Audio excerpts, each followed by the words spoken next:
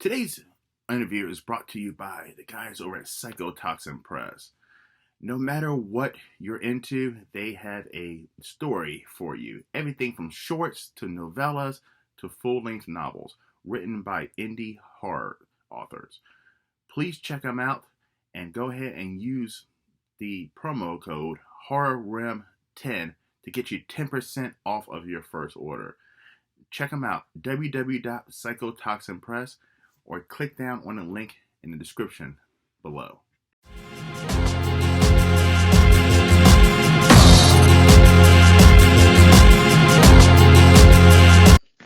Hello, everyone. Welcome to the Horror Realm. I'm Travis Bruce, and today I am doing an author spotlight. I have with us today Dan B. Fears, and he has a small collection of short stories that's called Father Figure. Dan, welcome to the Horror Realm, my friend. Hi, thank you for having me. It's an absolute pleasure. So tell us a little bit about Father Figure. Well, Father Figure is a collection of short stories and flash fiction, so it's not very thick. It's only about I think 170 pages. Is that right? I don't know. It It's sounds about not right, very yeah. it's not a very thick book. So if you're looking for a quick read, it's a great way to go. Um, it's a great thing to pick up if you're going on a quick break or something for your lunch or something. Um, it's basically a bunch of short stories that are centered around fathers. Started off as a self-imposed writing challenge where I took the same two sentences and made a different story for each day for a week. Not all of the stories made it into the collection, but others did. And then I decided to take out those two sentences and give it a central theme around a father. My original my original goal for it was to release it on Father's Day of this year, but I didn't make that goal, so I opted to release it on my father's birthday, which was September 18th. You dedicated this to your father as well. Yes. Yes, I did. And a couple of the stories, the first one called The Letter and the last one called Bedside Regret, are both me dealing with some some regrets that I've carried about my father for 30 some odd years since he's been gone. Now, do you want to talk about that with us today? Um, well, the writing the book was cathartic in that when I was a teenager, well, I guess I was a late teenager, early 20s person, and my father was on his deathbed, and he had asked me point blank if I was gay, and I was not ready to accept that aspect of my life at that point in time.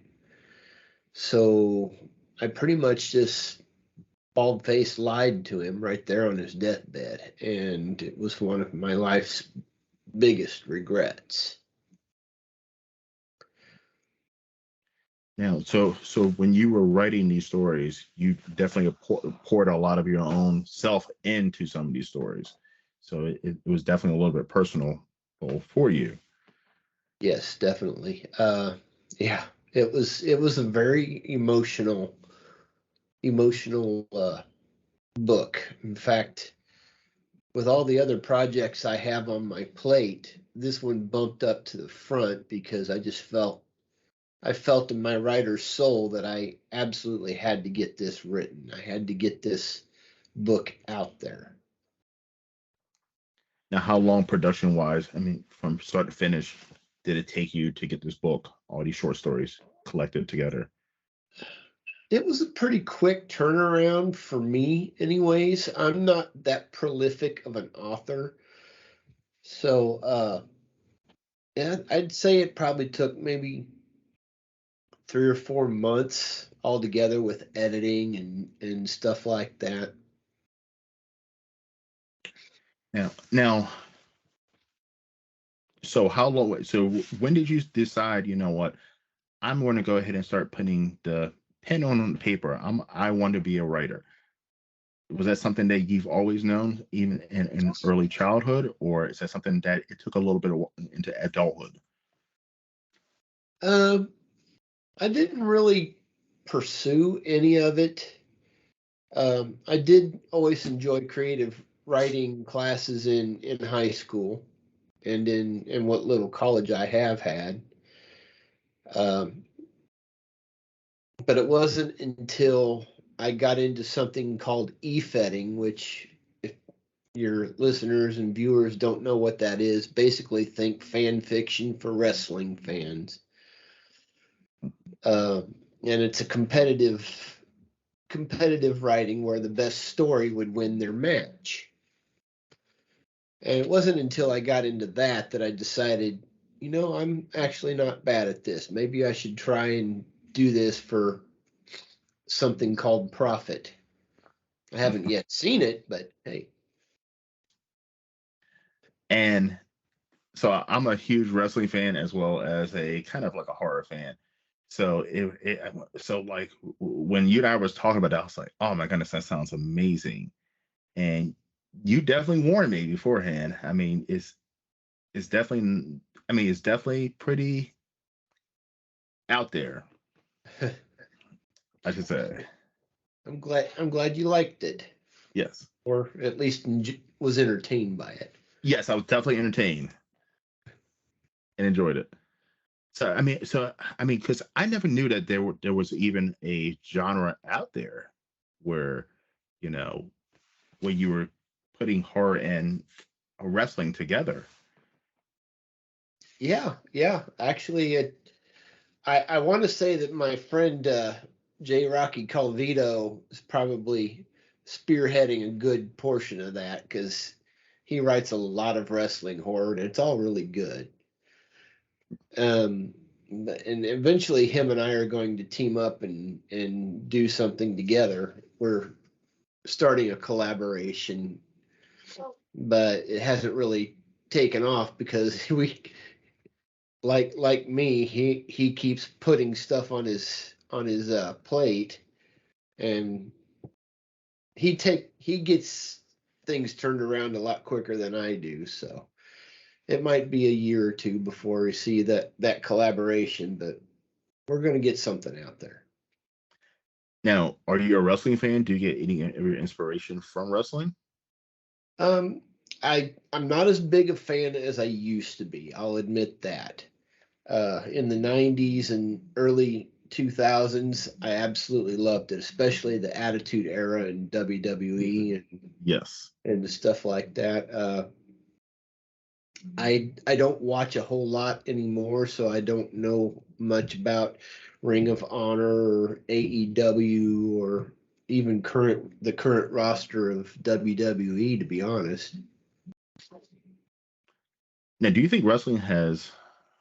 I mean, wrestling's still big. I mean, I know people still watch wrestling and follow wrestling, but I mean that Attitude Era. I mean, even like the Monday Night War era was huge in wrestling. I mean, I was in high school at that time, and it was, and I mean, I grew up with Hulk Hogan, Ultimate Warrior, Rick Rude, Yeah. Sting, Ric Flair, all those guys in the '80s and the early '90s. But that late '90s, early 2000s was, I mean, wrestling was pop culture. You saw everybody walking around with a Stone Cold Steve Austin or an NWO shirt. It was a crazy time. Yeah. Or you'd see him do the DX The chop or crop shop, whatever. yep. Yeah. Because I was on a wrestling team in high school, and I remember one of my teammates was wrestling. He was heavyweight. He was wrestling, and like the referee turned his back for a second, and his opponent cross chopped him. And I was like, oh, like that's something that could have gotten disqualified. I just remember like it was just so wrestling was huge during that time. Yeah. Yeah, and it's also when Undertaker debuted was back then around that area. I Mm-hmm. remember I remember the first time I saw him in Kansas City, he was being ushered out into the ring by Ted DiBiase. Yes. And I had never heard Kemper Arena get that quiet ever. He was menacing back then. I mean, that was back. I think he debuted at Survivor Series, and yeah, he was one Ted DiBiase guy. I mean, he was just an intimidating figure. Over time, he has been, but like that original Undertaker was terrifying. Yeah. Yeah.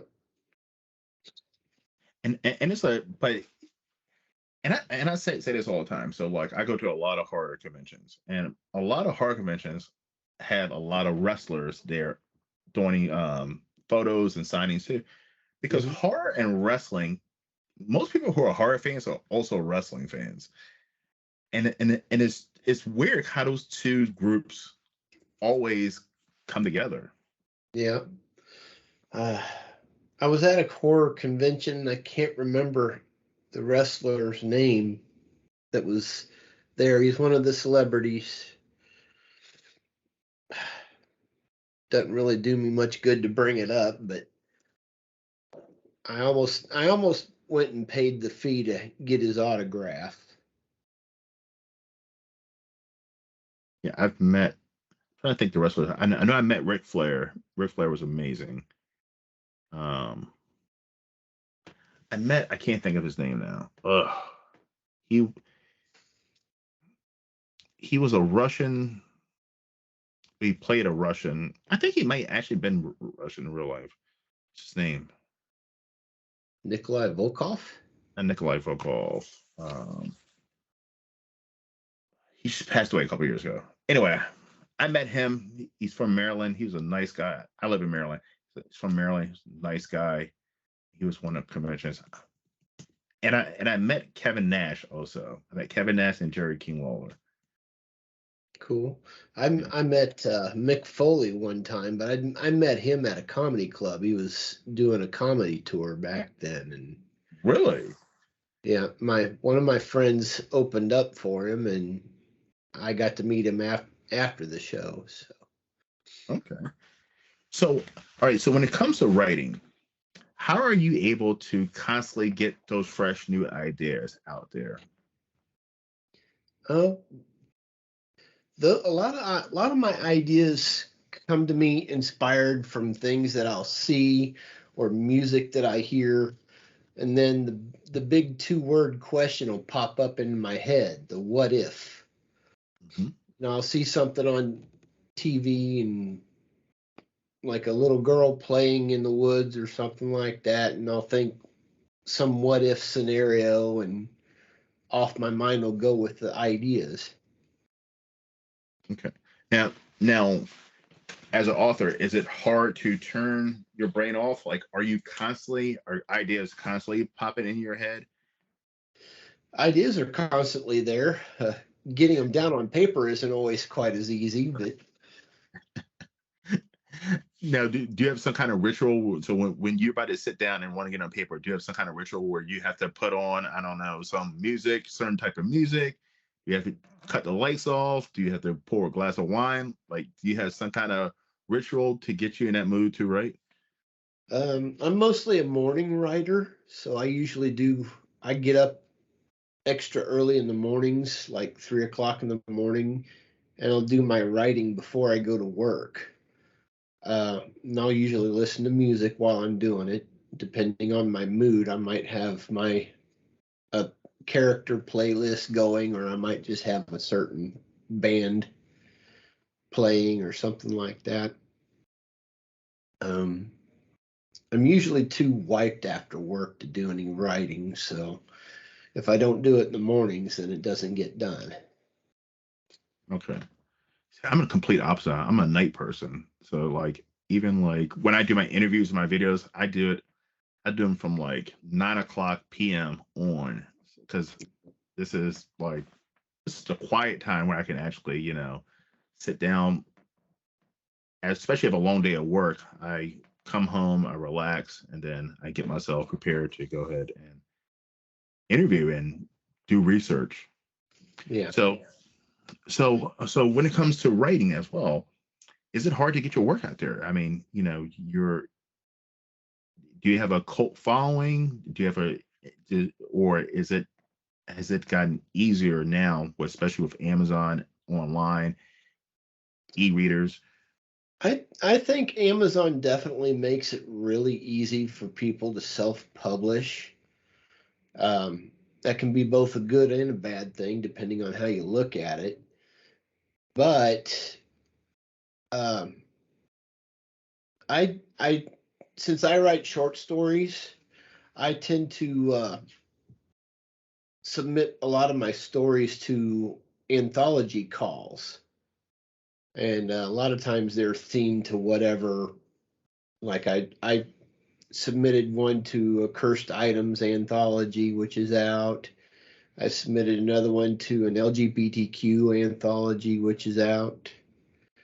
And, just depending on what they're calling for, sometimes that can spur an idea for me. Psychotoxin Press is working on Love something right now. I don't know if I can talk too much about it because I didn't get his clearance from it, but it's something based on beetles. it.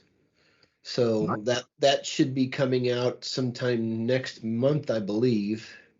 And I Okay. got to get my story written on that. I just got to find the time.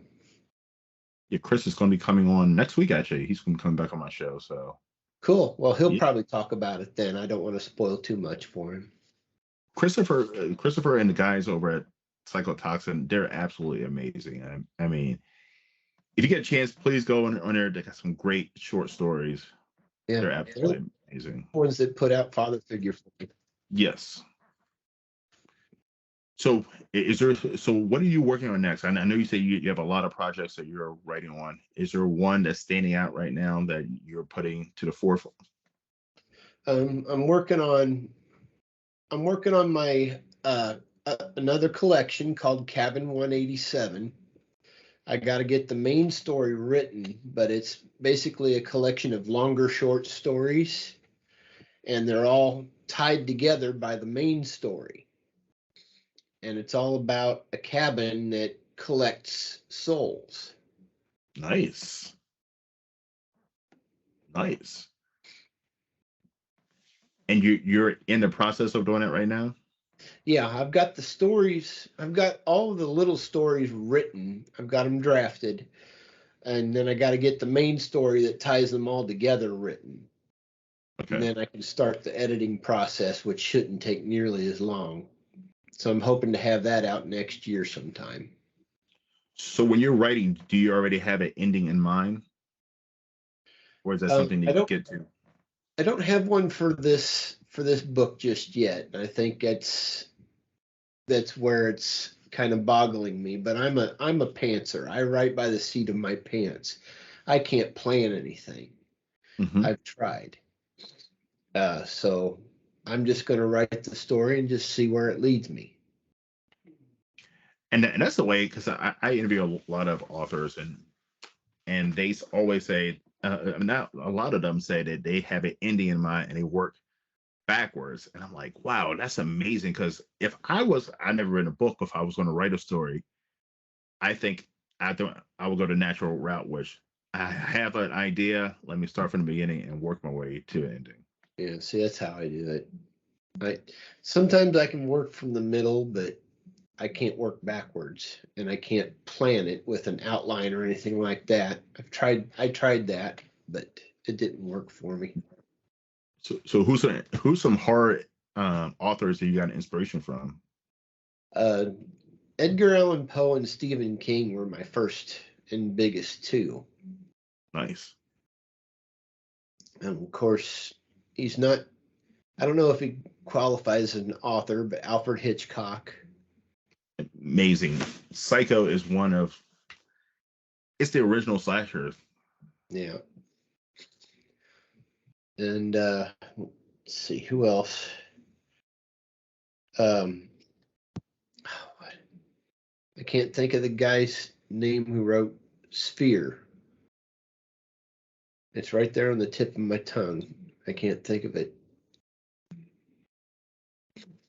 But I also like comedy too. So I like things like Douglas Adams. I'm listening to Isaac Asimov right now. Nice.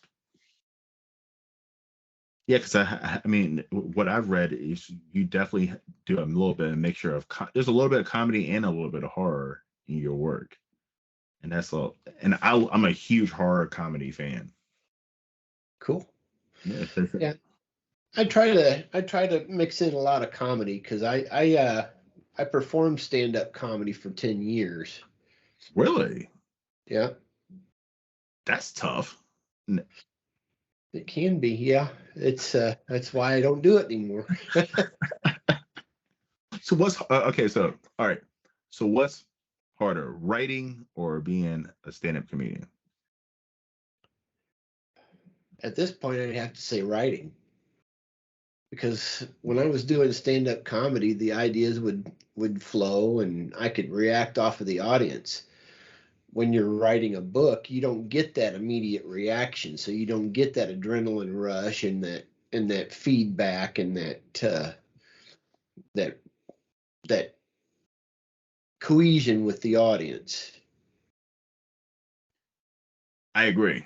I can definitely imagine that because you're getting that instant response to that gratification right then and there.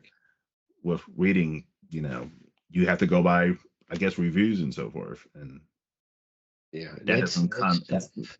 Yeah, trust Yeah. me, I know the reviews and the comments can be tough sometimes.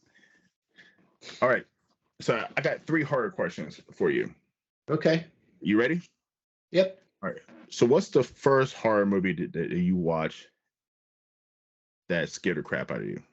Poltergeist, Ooh, that's a good one. the original one. How old were you?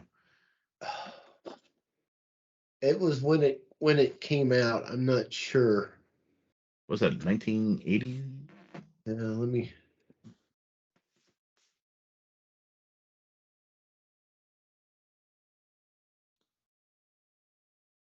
80, 82. So I was Okay. 12. So yeah, that movie. And oddly enough, it wasn't the clown doll that scared me the most. It was when the guy was ripping his face off in the bathroom mirror. That's a terrifying scene. Yes, it is. Terrifying scene. All right. Second question. What's the last horror novel you've read? The last one I read, Mm-hmm. oh, I just finished one. I just finished JG. I don't know if I'm going to say this right. J.G. Faraday's Circus of Evil, I think it was called.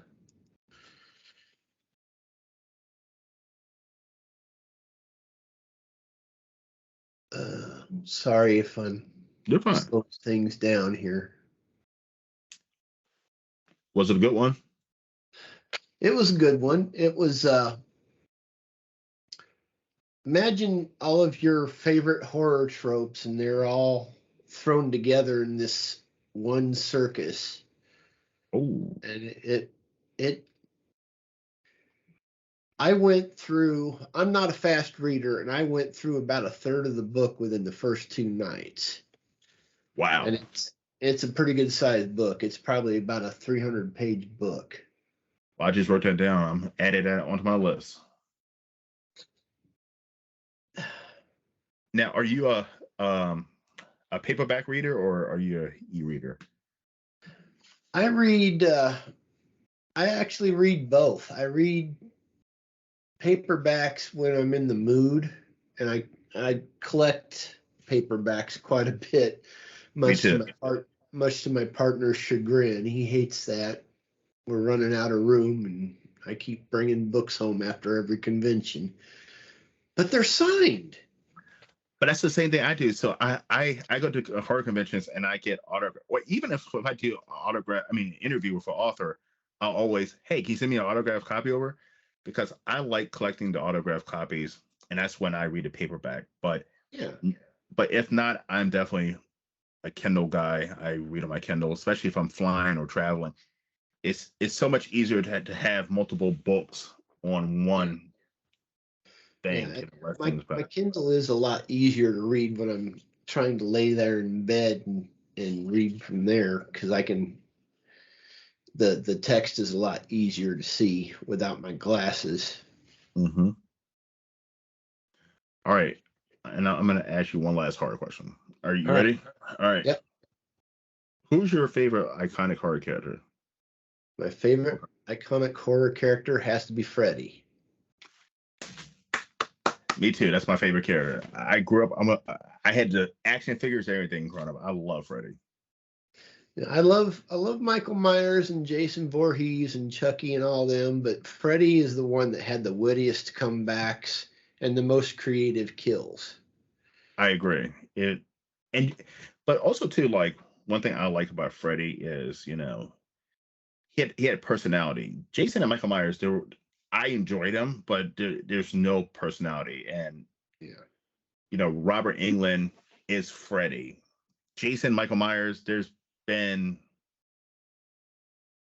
tons of Michael Myers. There's been tons of Jasons, because it can be anybody. You just got a big guy with a mask on. You can put anybody under the character, but Freddy is Robert Englund. It's that one character, relatable, funny, charismatic, and I mean the kills, like you said, are amazing. Yeah. So Dan, where can everyone find you, my friend? They can find me on www.fiercephantoms.com. That's FANTOMS. That's my WordPress page, and I can also provide you a link tree if you need that. Yes. It'll be in the description.